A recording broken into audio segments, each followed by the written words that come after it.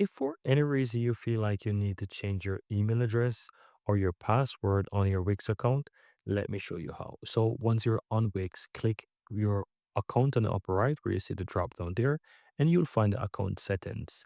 And once you click on that, you will be taken over to the account settings.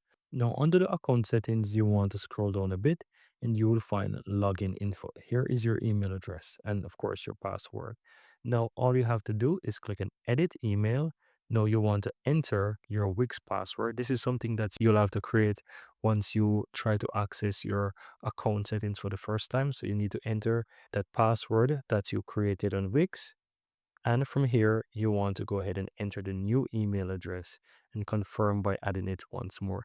Then you'll be able to do it. So let's say it is dot at gmail.com. I'm not going to go ahead and, submit this, but I'm just going to fill it like I want to.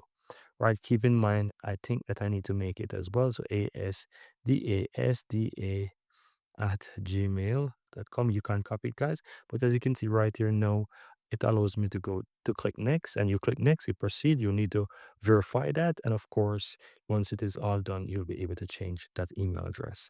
And that's it.